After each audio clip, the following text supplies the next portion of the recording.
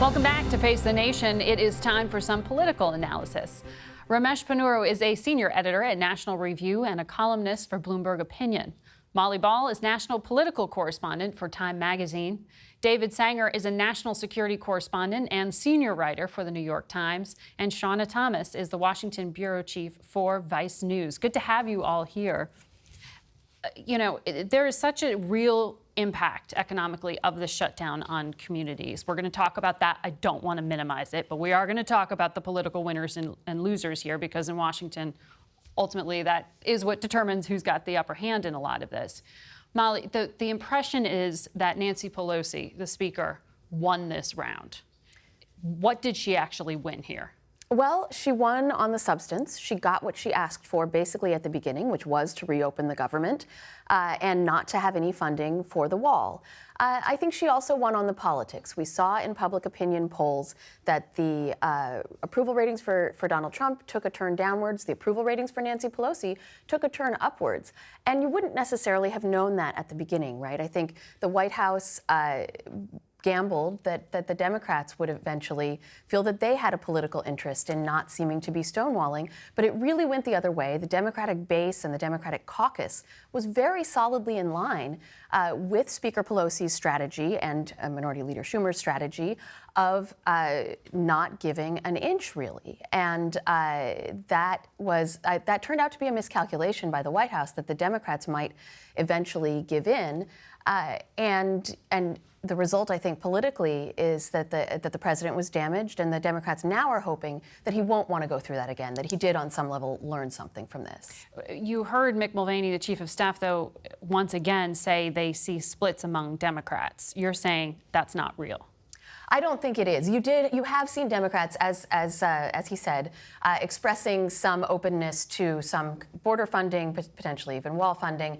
What they haven't said is that they disapproved of the strategy of the Democratic leaders, that they wouldn't have done it that way, and that they won't be behind that strategy again. And one of our correspondents talked to the Virginia Congresswoman Jennifer Wexton. We also looked at a couple of town halls, and these are moderates who flipped districts. They're new members of Congress, where we thought we'd start to hear a little bit of, well, I mean, maybe we should come to the table with President Trump. Maybe we should do this. And there were these people who sent these letters to Nancy Pelosi, these moderate Dems, saying, once the president reopens the government, we should have a conversation about the wall. But these people were not talking to us like people who were worried about losing Trump voters. Nancy Pelosi kept them in line, and she kept moderates in line.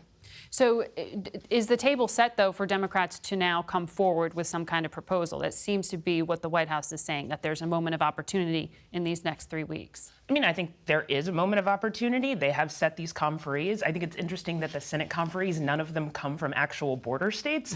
But I think we will see, and we'll see how these moderate Dems, as well as some of these really liberal people, deal with that now that they are actually doing something that resembles governing. Yeah, but as Shauna mentioned, though, the most important thing is that the White House isn't part of this negotiation. That the thing that the president signed set up this committee between leaders in Congress to work this out. So the hope, I think, among Democrats and Republicans, is that if the White House stays out of this, they can work something out among themselves. Ramesh, you hear the speculation, though, that in the next 3 weeks, the president may revisit his decision not to declare an emergency or, not to shut the government down again, because he's going to get hit so hard by conservative commentators. Is he going to pay a cost? I think he is. I think, look, everything he's done in this entire fight has been born of weakness and has begotten more weakness. He went to the shutdown in the first place because he was getting criticized by part of his base, because he was getting criticized from Ann Coulter. So he picked this fight, and then he lost it. Is he going to be willing to sit through several weeks of coverage of how he's lost and how he's shown himself to be weak? Or is he going to want to? Is that going to motivate him to shut the government down again? I think that it would be a totally irrational decision that would not achieve his objectives. That doesn't mean he won't do it. David, you hear the president who campaigned on this idea of the forgotten men and women, the everyday people. And he's been a champion of them. But they are, in many ways, as Senator Manchin said, the people paying the cost, not the elected officials who still get their paycheck. Does this, branding-wise hurt the president? Can he still say that he's a champion for these folks? Margaret, I think it hurts him on two levels. The first is his cabinet appeared to be completely tone deaf when it came to the price that was being paid by ordinary federal workers. And the height of it coming when his Commerce Secretary, Wilbur Ross, suggested that people go out and get payday loans, basically, because the government wasn't paying them. So what have they missed in this? First, the human cost, which I think has been documented pretty remarkably. Secondly, the government cost. We're now paying people, rightly so, we have to pay them, for work that wasn't done while 40–50% of the government was shut. And third, and I think perhaps the most important, was the strategic cost. It really revealed, apart from the president's sort of uselessness of the exercise, it revealed an inability by this administration to prioritize about what are true security threats. Think of what Mick Mulvaney said to you. He said the president takes seriously takes security as the nation as his highest priority. Well, on Tuesday, his intelligence chiefs are going to go out and do that annual exercise of laying out the security threats to the country, right, in an unclassified briefing. If it's like the past 5 years, cyber's number one, terrorism's number two, nuclear proliferation, rise of China, aggressiveness by Vladimir Putin, you get to border issues around page 14 of last year's, and yet he has spoken very little about the others. There's also a point about political prioritization and the failure of the administration to make a strategic plan. I do think that the prominence of the border wall promise in Trump's 2016 campaign means he really does have to show that he's made progress on it. He had a chance to do that. Last year, when the Senate Democrats offered him legalization of illegal immigrants who came here as minors in return for some progress on the wall, he threw that chance away because he overreached, he wanted too much. And it's not clear that he's going to get that chance again. I don't know if I'm a congressional Democrat looking at these negotiations coming up, I'm going to say I need to give this president anything now that he's lost. Molly, we are in the 2020 campaign season now. Ignore the calendar that says 2019. And both sides, Democrats and Republicans, seem to like campaigning around the issue of immigration. Is there an incentive, if you're ultimately cynical here, is there an incentive not to solve it?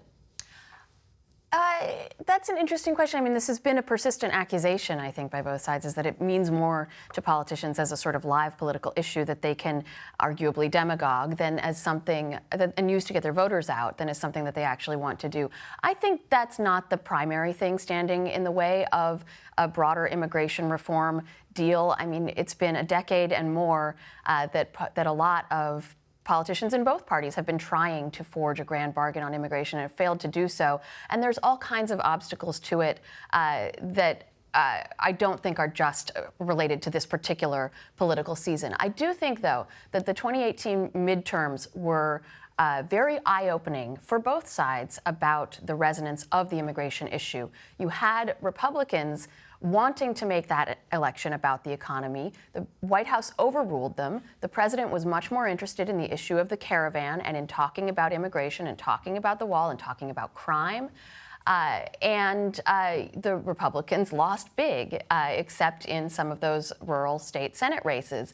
And so I think what both parties took away from that, and the shutdown was the same way. You had a lot of opinion polls showing that people cared much more about kitchen table issues than about this idea of a dangerous caravan approaching the border. Even if that were true, even if people believed that was a serious problem that needed to be solved, they didn't think it was as important as their salary, their local economy, the things that affect them on an everyday level. And so I think that politicians on both sides are seeing that lesson. But the question that I think we're all sort of dancing around is that if the Democrats have made this idea of a wall or still slats or parts of a wall or whatever I'm supposed to be saying now in a moral issue, and that it is immoral, how do they give in on some parts of that? And can Nancy Pelosi kind of get herself out of that issue? Because I don't think the president of the United States is going to back down on having some parts of the wall funded. And Manchin sort of pointed that direction when and so did Susan Collins by saying it's part of something. It's the president himself who needs to call all of it a wall, as he's told his own aides. Well, we will take a break and talk about everything else that happened here in Washington in just a moment. Stay with us.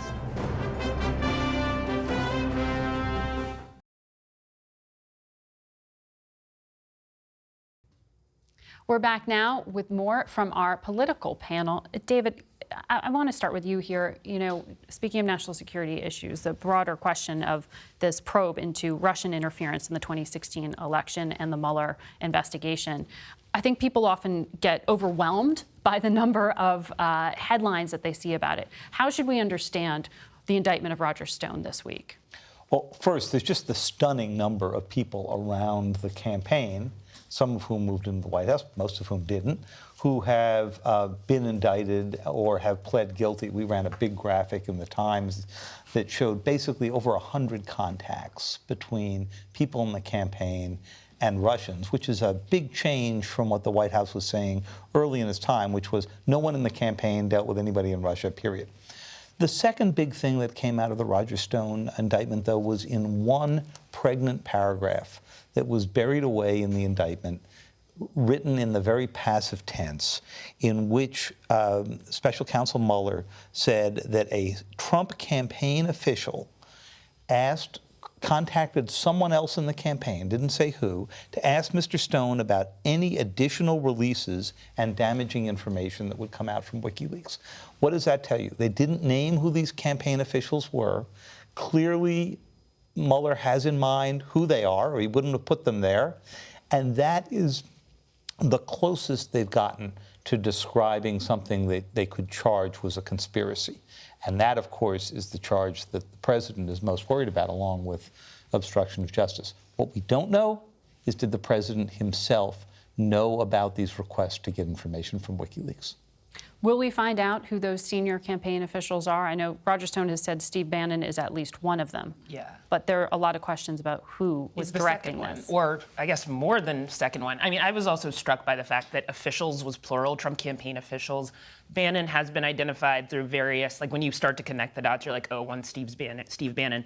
But that is the question everyone else has. Who are the other officials who were having some kind of conversations with Roger Stone to try to get WikiLeaks to do something? Mm-hmm. I think the thing that is clear, and Susan Collins kind of said this to you as well, is that here's one problem, and everyone who has talked to the House Intelligence Committee, everyone who has talked to the Senate Intelligence Committee is now thinking maybe lying to Congress is a bad idea, since Mueller is really using that, and he's used it with Cohen, he's used it with Stone. That is putting pressure on people, and if you are one of the other many people who's talked to the committees, you're probably going through your testimony and wondering if the FBI is going to knock on my door. Because of those numbers, Ramesh, it's harder and harder to say which hunt. That's right. So the bar keeps changing, and the current line as well, there's no proof of criminal collusion by Trump, by his campaign, and Russia, whereas previously it's like, there was no cooperation at all, and that line keeps shifting. One question that's, I think, raised by this that's kind of interesting is, why is there no campaign finance charge against Roger Stone? Earlier phases of the scandal have seen speculation that, for example, Donald Trump Jr. might be vulnerable to a legal charge that he solicited politically useful information from Russia. And is this illegal? So the question is, are they holding that in reserve against Stone? Have they decided that that charge doesn't legally stand up because there are First Amendment issues that come into play? But I got to imagine that Donald Trump Jr.'s lawyers are poring over this pretty carefully. Or is that so monumental that Mueller isn't going to do that until the very end? Well, that's right. Like, he could be charging the president's son, which I know we're all thinking that, but charging the president's son would be a really huge deal. And I think the other thing that's notable, too, is that Nancy Pelosi tweeted about Roger Stone, but she waited until right after the president had signed the deal to reopen the government. That was obviously done on purpose, and she took a very strong line, much stronger than I think she's taken in the past, taking the administration to task for all of this stuff.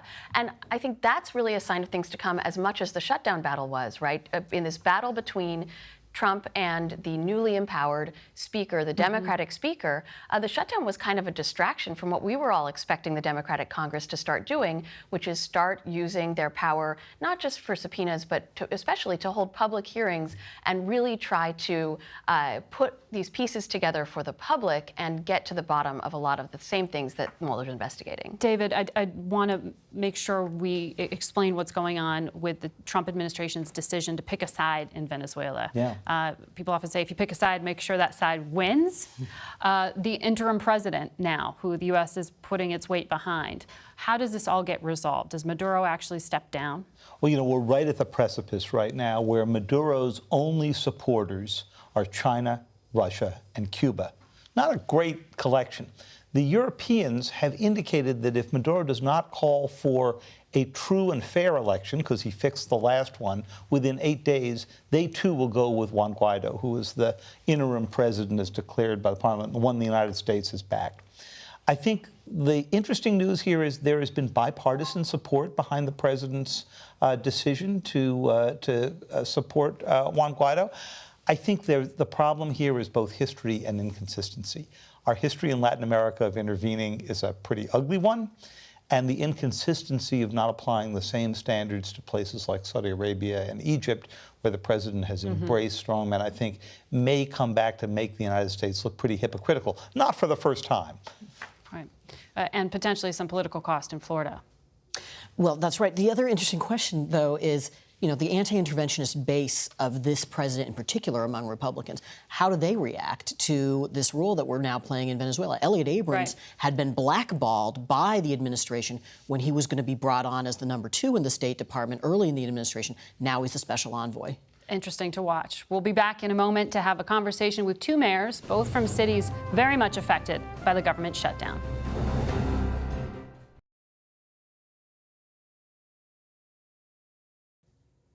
We're joined now by two mayors whose cities were deeply affected by the 35-day government shutdown. Democrat Mayor Michael Passero is from New London, Connecticut, home of the Coast Guard Academy. And Republican Dee Margo is from El Paso, Texas, on the U.S.-Mexico border. Both of them join us from their home states. Gentlemen, I'm sorry, I'm tongue-tied here. But I have a question for the both of you. Let's start with Mayor Passero. How has this shutdown impacted your local economy, and do you expect it to snap back now that the shutdown's over? Well, we're not standing at ease with just a 3-week reprieve. We're still going full force with our mitigation efforts, and it has hit the community very, very hard. Our connection with the Coast Guard is significant. We host the United States Coast Guard Academy, which is training the next generation of officers for the Coast Guard, with over 1,000 cadets there and over 600 employees, both civilian and active duty. We also host the United States Coast Guard Research and Development. We host the International Ice Patrol, and Coast Guard Station New London patrols the waters of Long Island Sound, serving the eastern end of New York, Rhode Island, and New London Harbor. And none of them were paid? No. Unfortunately, you look at the situation at the Coast Guard Academy, I wonder how they managed to do it, because all the maintenance employees, the secretaries, have been furloughed and are not reporting to work. And the enlisted men and the professors are working without pay. The active duty in the Coast Guard station are working without pay. These are people who are serving the nation and have not been paid for over a month. Mayor Margo, you have a number of border enforcement agents, DEA agents, et cetera, people who work in security who were unpaid during all of this. What is the impact on your community? We have about 13,000 plus federal and civilian employees. So yeah, that was pretty significant with CBP and ICE. And then last Tuesday at our regular city council meeting, the head of our food bank talked about the fact that they were not receiving the food they need for distribution. So it's had an impact on us for sure. You have in your city, which is on the Mexico border, a barrier. The president shut down the government because he wants one of those in other places in your state of Texas. Is a shutdown worth it? Well, I was listening to your pundits a little bit earlier. I don't think there were any winners in this shutdown, so I don't know how you can talk about winners and losers. We are, by way of description, we're the nexus of 3 states, New Mexico, Chihuahua, Mexico, and Texas, 2 countries, the U.S. and Mexico, and a region of 2.5 million people. We have 23,000 legal pedestrians who cross north every day, and on an annual basis, over 21 million private passenger vehicles. We're the second largest port. The fence we have was put in 2008 at a directive under the President George W. Bush when he was president. It works to stop criminal activity. My position is that a fence is a part of the process, but I'm still waiting to hear what Homeland Security wants as opposed to what the political leadership wants. What does Homeland Security need? Texas is a geography that's totally different from a lot of other states. Is there a crisis? We are the largest. Well, we're not. El Paso is the safest city in the United States with a population above 500,000.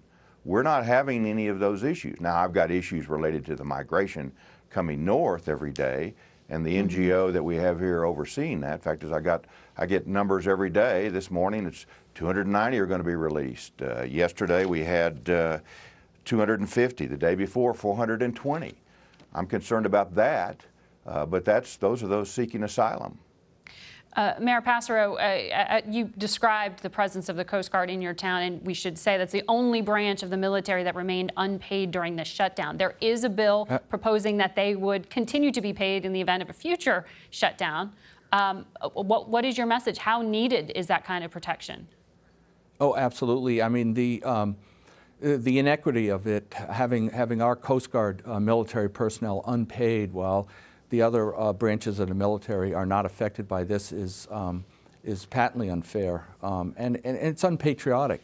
But the community has really stepped up. We also have Subbase New London here, and also General Dynamics electric boats. So this is a very strong military community, and the military does take care of their own. So Mayor Margot mentions the food bank. We are, being the urban city, the United Way has a very strong established food bank in the city, but because of the greater need now with all the personnel and families that have not been paid, the community is just providing food and donating food at an incredible rate, both replenishing our food bank. We never thought we'd see the day, but on the grounds of the United States Coast Guard Academy, in Leamy Hall, they had to set up a pop-up food pantry, and the need is enormous. It's really disheartening that the Secretary of Commerce cannot seem to recognize that these are working families that are living on the edge, and they cannot be left without pay for over a month. Thank you both for joining us and telling us about that real-world impact. We'll be right back.